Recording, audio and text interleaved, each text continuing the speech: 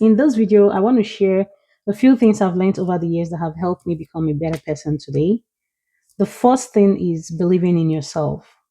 So, even if you feel like your peers or people around you are doing better than you are doing, probably academically, financially, in their career, or whatever, as long as you know that you're putting in the work and you're doing all you can, I want you to believe in yourself. Do not let anyone make you feel like you're worthless or you're not doing the right thing. Okay. Life has its ups and downs. Things will always happen to people. But I want you to know that at the right time, everything is going to fall into place. And you see that everything that happened in the past will just be like a learning point and a stepping stone. Okay. And this is especially true, especially for females from the part of the world where I come from. Some women are meant to believe that they are nothing without their husbands.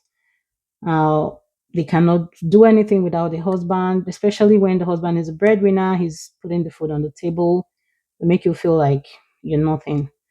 But I want you to know today that you are something. At least you're in the home, you take care of the home, taking care of the kids, bearing the kids changes your body. Some women change their names just to bear the man's name. It's a lot of sacrifice.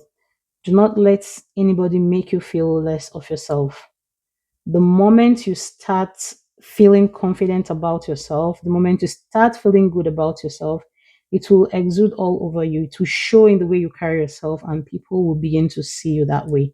I learned that over time to value myself, to believe in myself, because the more you keep waiting for somebody around you to validate you, then things will really not go well with you. That's just the truth. Okay. I know that some people are lucky to have supportive people in their life in form of friends, family, spouses, and children or whatever.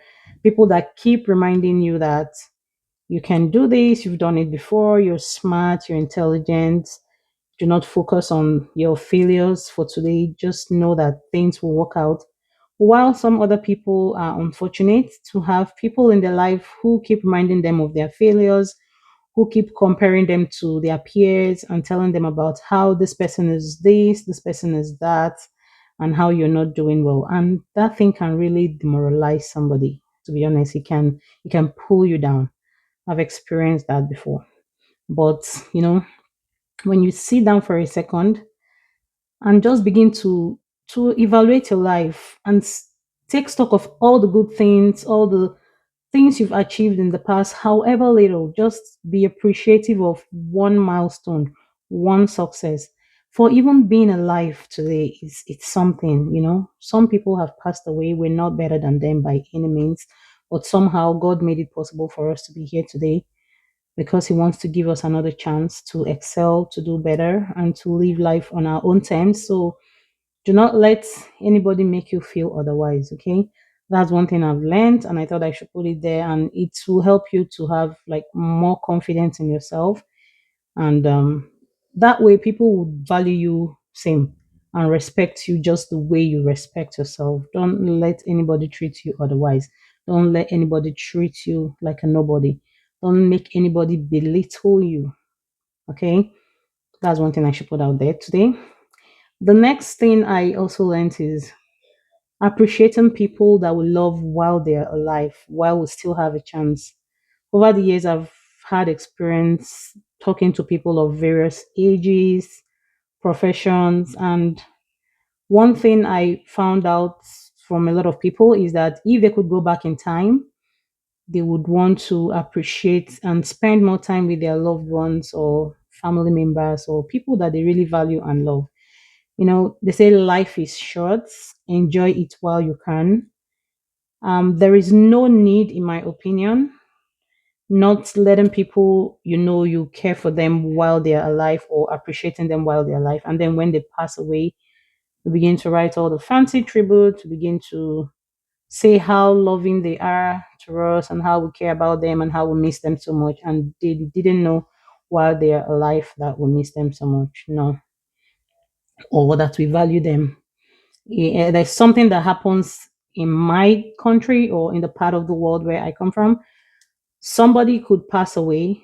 Like there's a particular tribe that bury people inside the house. Okay, Now, I've seen situations where somebody passes away and the family leaves this corpse in the morgue or mortuary for as long as 1 year, 2 years, just to put up a befitting structure to bury the person. Well, while I understand that it could be the person's wish while alive, again, my question is when this person was alive, did they have an opportunity to live in a befitting house? Some of them lived in a very old, dilapidated buildings, with no one to care for them. So, what's the point of putting up such structure when the person has passed away? I might not know much. If anybody knows, you could please let us know in the comment section below. But I'm still trying to wrap my head around that. I had an auntie that passed away and she's so dear to me. Sometimes I still feel like if she had more care and love, she probably might be here today. And that has always taught me to let the people you love know that you love them. Let the people you care about know that you care about them. There's no need fighting over anything.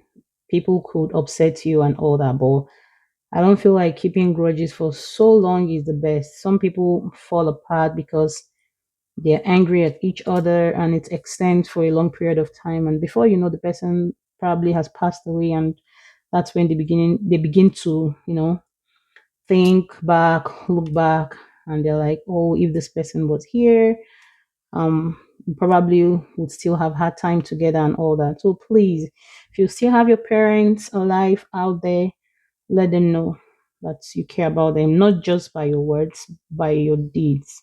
If you still have your children, your loved ones, let people know you value them. It's just like when you work in the service industry. um, I've been a customer service personnel for a while, and I know how it feels when a client says just a simple thank you.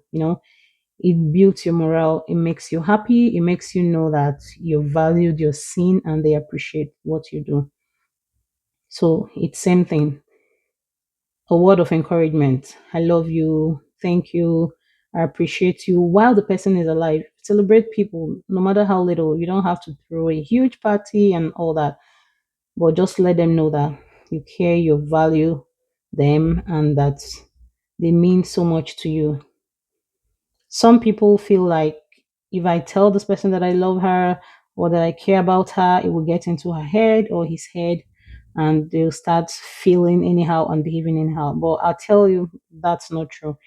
Sometimes when people know that you love them, especially your family member, your kids, like your spouse, parents, it gives them this confidence even when they go out with other people. One thing I see that affects so many people, especially kids, is when they feel like they're not loved at home. That's what puts them into trouble out there. You see them begin to depend on their peers for love and advice, and some of them end up meeting the wrong people. But when they know that you love them as a parent and you tell them all the time, you always remind them that family is everything, you know, no matter what happens, always come to your family.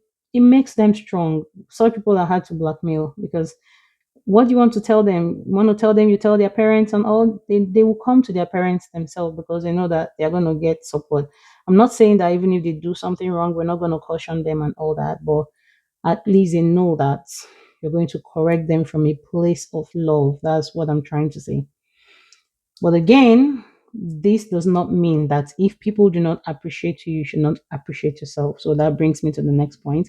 While it is good to appreciate people, celebrate people, to make them feel valued and let them know that you care and love them, you don't have to not love yourself because nobody's doing that for you. Okay.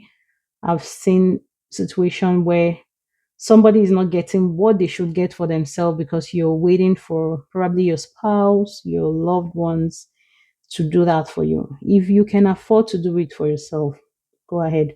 Show yourself some love as well. It doesn't have to always be one way. You don't always have to wait for somebody to love you. Like, take yourself out, have time for yourself. This summer, I really had time for myself.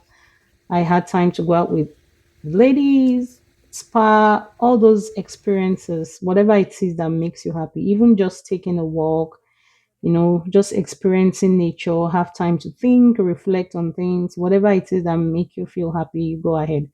Appreciate yourself, reward yourself. Some people work all year round, taking care of other people without remembering to take care of themselves. And this is very common in women and people who are in the caregiving sector. Always care about other people so much and forget to care for themselves. So let there be a balance, let there be a check.